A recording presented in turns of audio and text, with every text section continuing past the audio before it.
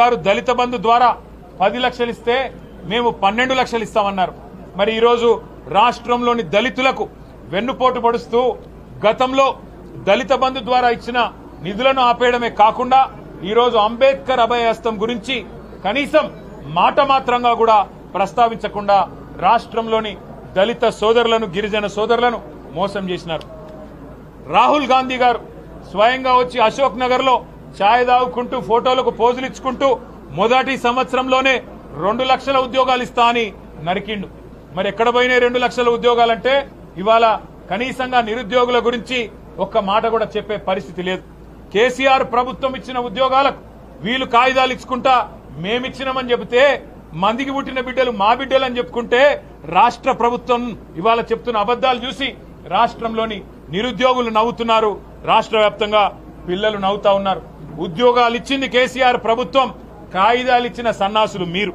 2 లక్షల ఉద్యోగాలు ఏదైతే రాహుల్ గాంధీ చెప్పిండో నేను డిమాండ్ చేస్తున్నా. దమ్ముంటే రా రాహుల్ గాంధీ, అశోక్ నగర్ కు రా.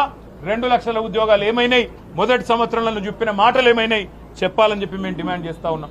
అదేవిధంగా నిరుద్యోగ భృతి అన్నారు, యువ వికాసం అన్నారు, నిరుద్యోగ భృతి అన్నారు. 4,000 రూపాయలు ఇస్తాం, కేసీఆర్ గారు మోసం చేసినారన్నారు. మరి ఇవాళ నిరుద్యోగ భృతి 40% మీ సమయం అయిపోయినా నిరుద్యోగ భృతి గురించి ఒక్క మాట లేదు. విద్యా భరోసా కార్డు అన్నారు, 5 లక్షలు అన్నారు, అది కూడా ఇప్పటి వరకు కనీసం ప్రస్తావన లేదు. ఇంకా సిగ్గు లేకుండా ఉన్న గురుకులాలనే నడపలేని అసమర్థులు, ఉన్న గురుకులాలనే కనీసం నిర్వహించలేని అసమర్థులు, 80 మందికి పైచీలకు గురుకుల పాఠశాలల్లో పిల్లలు చచ్చిపోతే దాన్ని నివారించలేని వాళ్ళు ఇవాళ కొత్త స్కూల్ ఏదో కడతామని చెప్పి బిల్డప్ ఇస్తా ఉన్నారు. సిగ్గుపడాలని చెప్పి నేను విజ్ఞప్తి చేస్తా ఉన్నా. రాష్ట్ర ఆర్థిక చోదక శక్తి హైదరాబాద్ మహానగరం. ఇవాళ హైదరాబాద్ మహానగరం అధ్వాన నగరంగా మారింది. ముఖ్యమంత్రి గారు స్వయంగా మున్సిపల్ మంత్రిగా ఉన్న పెండింగ్ ప్రాజెక్టులన్నీ పెండింగ్ గానే మిగిలిపోయినాయి.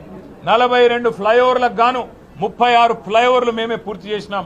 ఆ మిగతా 6 కూడా పూర్తి చేయలేని అసమర్థ ప్రభుత్వం కాంగ్రెస్ ప్రభుత్వం. వైద్య రంగంలో అయితే ఇంకా సిగ్గుపడాల. కనీసం ఇవాళ పేదవాళ్లు ఇవాళ దవాఖానకు పోతే గోళీలు ఇచ్చే పరిస్థితి లేదు, మొత్తం విధ్వంసం చేసి పెట్టినారు. ఇంకా 2 మాటలు ఖచ్చితంగా చెప్పాలి. తెలంగాణ ఆర్థిక వ్యవస్థను ఇవాళ చిన్నాభిన్నం చేసింది, పేక మేడలాగా కుప్పగూలుస్తున్నది కాంగ్రెస్ పార్టీ, కాంగ్రెస్ ప్రభుత్వం. అందుకే మేము చెప్పినాం కరోనా వైరస్ కంటే ప్రమాదం కాంగ్రెస్ వైరస్ అని చెప్పినాం. మళ్ళీ ఈరోజు బడ్జెట్ ద్వారా అది స్పష్టంగా కనబడతా ఉన్నది. ఇంకా పెద్ద పెద్ద డైలాగులు, $1 ట్రిలియన్ చేస్తారట వీళ్ళు. $1 ట్రిలియన్ అంటే ఎన్ని సున్నాలు ఉన్నాయో కూడా వీళ్ళకి తెలియదు. కానీ $1 ట్రిలియన్ ఎవరో చెప్పినరు, వీళ్ళు చదివినరు తప్ప వీళ్లకు ఉన్నదానే కాపాడే పరిస్థితి లేదు. మీరు $1 ట్రిలియన్ ఆర్థిక వ్యవస్థ చేసుడు కాదు, $1 ట్రిలియన్ అప్పు చేసే దౌర్భాగ్యమైన పరిస్థితి కనబడతా ఉన్నది. కేసీఆర్ ప్రభుత్వం 10 ఏళ్లలో 4,17,000 కోట్ల రూపాయల అప్పు చేస్తే ఆ రోజు కారు కూతలు కూసింది కాంగ్రెస్ పార్టీ. ఈ రోజు ఒక సంవత్సరంలోనే ఒక్క సంవత్సరంలో 1,60,000 కోట్ల అప్పు చేసింది కాంగ్రెస్ ప్రభుత్వం. ఇది వాస్తవం అని చెప్పి ముఖ్యమంత్రి గారే అసెంబ్లీలో ఒప్పుకున్నారు. ఇంకా వీళ్ళ అటర్ ఫ్లాప్ మోడల్ అట దేశానికి ఆదర్శమట. నిజంగా చెప్పాలంటే ఇది దేశానికే సిగ్గుచేటైన పాలన, 20% కమిషన్ పాలన అనేది స్పష్టంగా అర్థమైతా ఉంది. ఈ బడ్జెట్ ఒక మాటలో తేల్చి చెప్పాలంటే ఇది పేద ప్రజల కష్టాలు తీర్చే బడ్జెట్ కాదు.